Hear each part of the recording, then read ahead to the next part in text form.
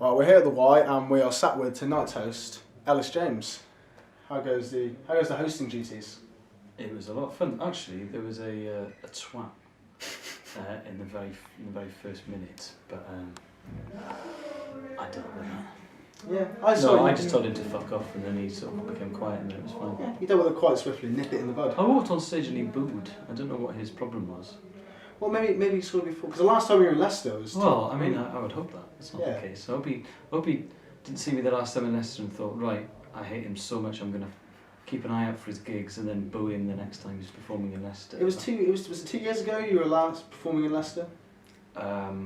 Yes, I think so. Yeah, it was. Were you at that gig? I was around. I may have been there. I saw a lot of. Because it was with the Great Show on Legs and Martin Sohn and Bob. What's his name? Slayer got naked. It was I think I would remember that. It was an Indian restaurant and they ran into the restaurant and they were naked and there were people trying to eat curry and it was great. Yeah, memorable gig. Then. I mean, I kept my clothes on, so I retained a small level of dignity, but it was very good. Yeah. Right. Well, the last time, so when you were here, was the show was called "Do You Remember the First Time?" If I'm not wrong. Yes. Was that based off the Pulp song or? It was based on childhood memories, and I like the Pulp song, so it made It's perfect sense. My theory with naming your shows is that just try not to sound like a twat, because some shows are like they've got titles and make me think, oh fuck, what? So as long as it's nice and neutral and it's like named after a song, then it sounds enigmatic. I think it'll draw people. Oh, thank you very much. Thank you. Yeah, I like it. Well, you know. So the hosting doing tonight, is that using bits of that set or are you testing any new material? Well, I did actually. That show's 2 years old, but I think I did about 5 minutes of it, and the rest I chatted with people and I did the material from the show that came after it. Yeah. So. Which wasn't in Leicester. No, I think it was. No, it wasn't, was it? No, sorry. That's alright. I was hurt, but I can accept it. We can. Oh, there we are. This makes up for it. We can move past it. Okay. I've got. It's just a little interesting thing. Is before I came down here, I was doing some research, watching a few clips, and correct. This might be true, might be completely wrong, but on your Wikipedia page, I read that you introduced the mango to Carmarthen, Carmarthen, which is my hometown. I'm sorry, Carmarthen. Is that true, or is there no truth in that whatsoever? That is, I think, my friend John Robbins, who's a very funny comedian. I think he might have written that because we did a radio show for XFM, and I talked about the first time I tried a mango, and I think he extrapolated from that I introduced it to the town, and I don't think I can claim credit for that. Have they got mangoes there? They have now, mate. We've got a big Tesco. We've got Tesco Extra. It's fucking huge. Going up in the world. Yeah, it's one of the biggest Tesco Extras in the Southwest Wales area. So yeah. So as you said, your hometown, born in Wales. You're actually, interesting fact, you're bilingual, aren't you? Yes. This is. I mean, where do you perform shows in Welsh? Is it solely in Wales, or have you actually found other places around the country?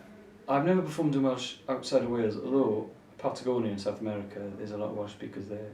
So I could take my show, technically, to Patagonia, but no one's asked, so I haven't done it. Although my sister went travelling to Patagonia, and when she heard someone speak Welsh, she burst into tears because she was told. Oh, that's sweet.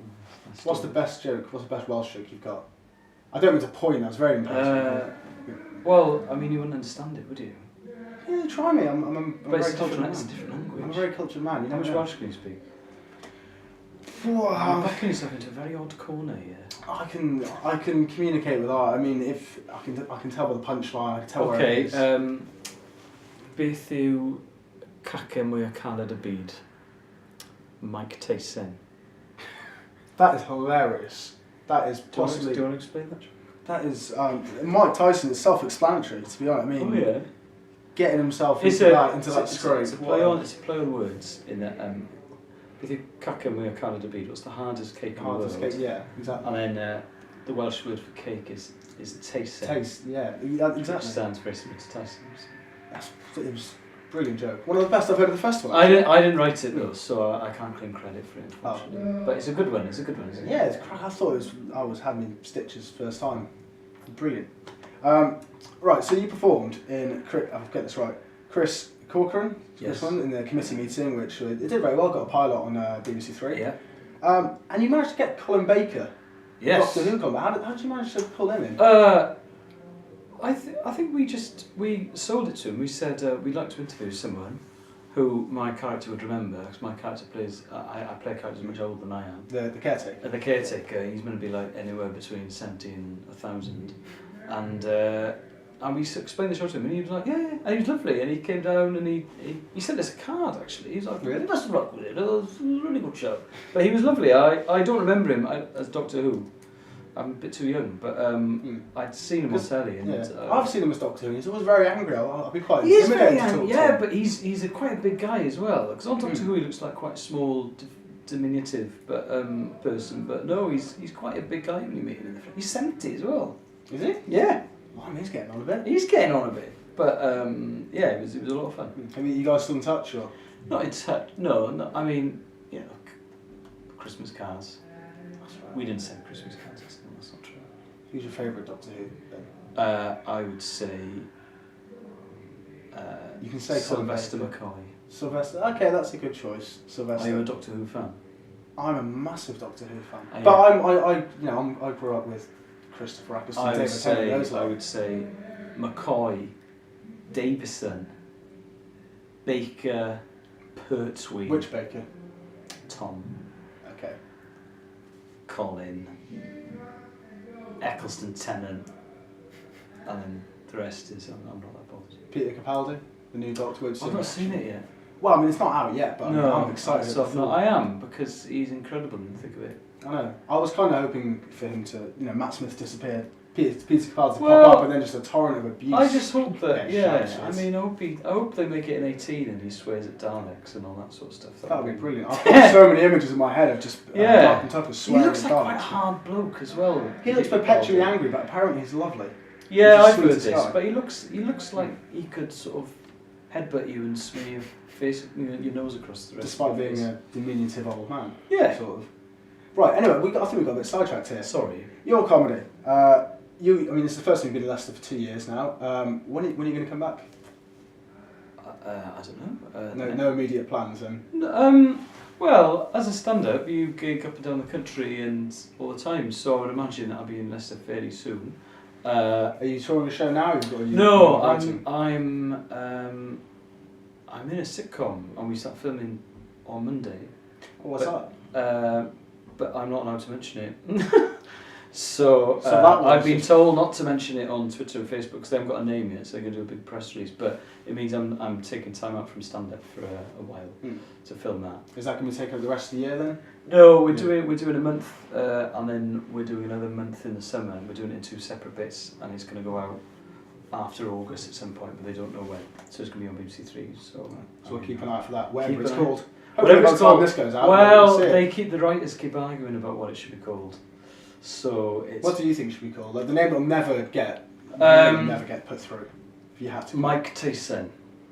Oh, but back to Mike. Back to Welsh. I'm just remembering how funny that joke was. Thank you. It was cracking. Well, yeah. Actually, on the subject of that amazing joke, what's the worst joke you know?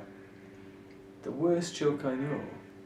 It doesn't have to be one of your. If you do stand-up, occasionally there'll be gigs where they'll do a joke competition, and when it's jokes from the audience, a lot of them don't work, and some of them are often racist or sexist or homophobic. So I would like to say to promoters now, cut the joke competition. There's no need for it.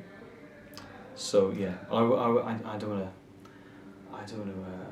get myself in trouble by repeating some of the jokes I've heard at joke competitions. But suffice to say, they're pretty awful. They were pretty bad. Yeah, sorry.